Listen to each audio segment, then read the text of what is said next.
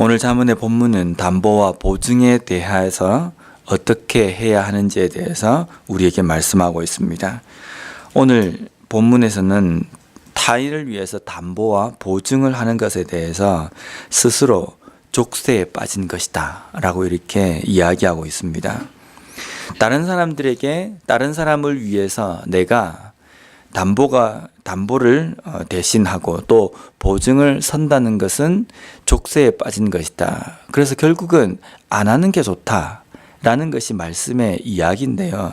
근데 당시의 유대인들, 이스라엘 백성들 사이에서 이런 담보와 보증이라는 것이 없었느냐? 있었습니다. 레위기 6장 2절 말씀에 보면 누구든지 여호와께 신실하지 못하여 범죄하되 곧 이웃이 맡긴 물건이나 전당물을 속이거나 도둑질하거나 착취하고도 사실을 부인하거나 이렇게 기록되어 있습니다. 그래서 어떤 보증이나 그리고 담보가 이스라엘 백성들 사이에서 있었던 것은 맞습니다. 근데 오늘 본문에서는 이웃을 위해서 담보나 보증을 전혀 서지 말라라는 그 의미보다는 내가 할 수 없는 능력 그 이상으로 타인을 위해서 보증이나 담보를 서지 않아야 한다라는 겁니다. 과거에 보면은 요즘도 그런 일이 종종 있긴 한데요. 다른 사람을 위해서 보증이나 담보를 서서 곤란을 당하는 그러한 가정이나 사람들을 많이 봅니다. 그래서 요즘은 그 보증보험이라는 게 있습니다. 다른 사람에게 보증이나 담보를 부탁하지 않아도 보험제도라는 게 있어서 그것을 통해서 보증이나 담보를 할 수 있습니다. 우리가 만약에 다른 사람을 위해서 담보나 보증을 서야 될 경우에 우리는 어떤 자세를 취해야 하는가? 제일 좋은 것은 안 하는 게 좋습니다.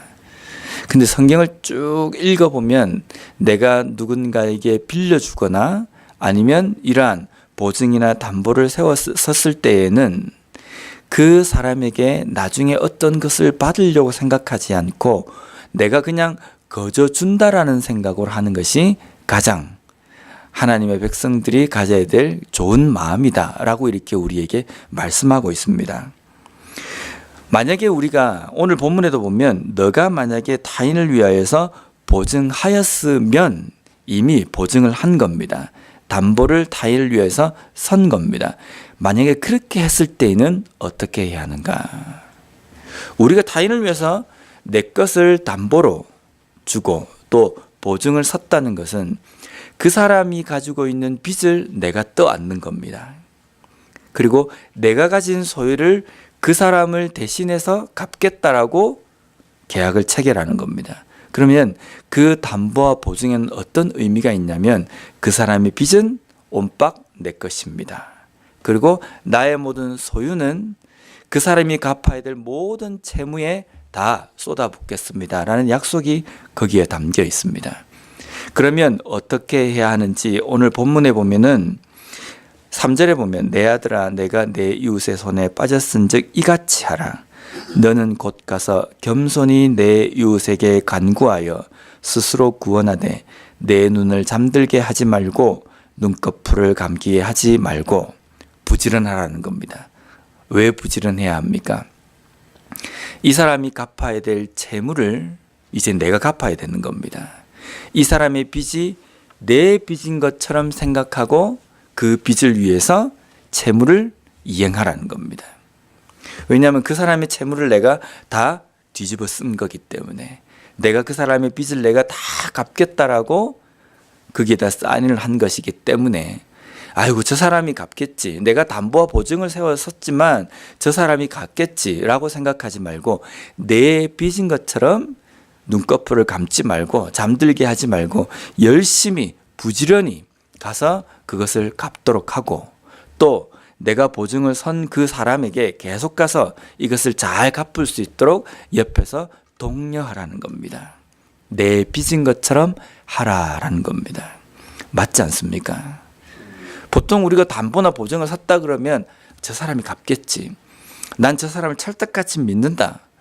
그렇게 해서 담보나 보증을 섭니다. 그래서 담보와 보증을 서서 다 어려움을 당하지 않습니까? 왜 어려움을 당합니까? 저 사람이 갚겠지라는 겁니다. 근데 내가 담보와 보증을 서겠다라고 이야기한 것은 그 사람의 빚을 내가 다 떠안는 것이기 때문에 그 사람에게 가서 잘 갚을 수 있도록 독려를 하고 또 나도 그것을 갚아야 될 의무가 있다라는 생각으로 열심히 그것을 이행해야 한다. 이것이 하나님께서 우리에게 주시는 담보와 보증에 대한 지혜입니다. 근데 이 담보와 보증을 우리가 쭉 묵상하다 보면 이런 생각이 듭니다. 우리에게 있는 빚과 우리에게 있는 채무가 있었습니다. 전혀 갚을 수도 없고 능력도 없는 그러한 채무였습니다. 그것은 바로 죄악에 대한 채무였습니다. 갚아야 하지만 갚을 수 있는 길도 없고 갚을 수 있는 방법도 없고 능력도 없습니다.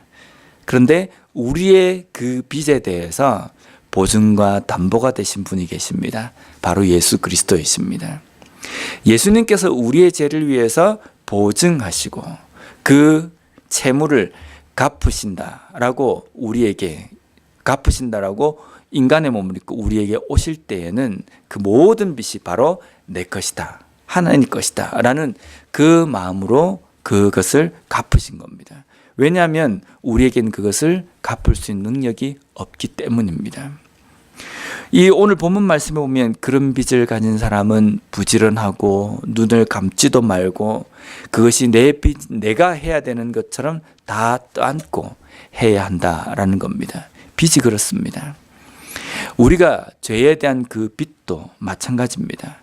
갚을 수 없는 그것이었지만 예수님께서 친히 우리의 보증이 되사 그 모든 빚을 갚아주셨습니다.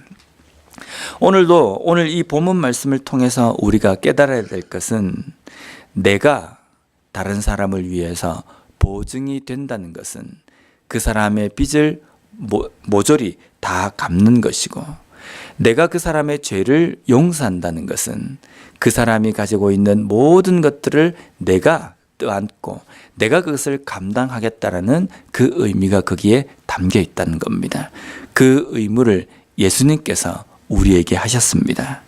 우리가 사람과의 관계 속에서도 이러한 것을 생각해야 하지만 나를 위해서 보증이 되어주신 예수 그리스도의 그 은혜를 오늘도 다시 한번 깊이 묵상함으로 인하여서 내가 갚을 수 없는 그 보증이 되어주신 예수 그리스도의 은혜를 다시 한번 깊이 깨닫고 묵상하며 그것을 감사하며 살아갈 수 있는 이 하루의 삶이 되었으면 좋겠습니다.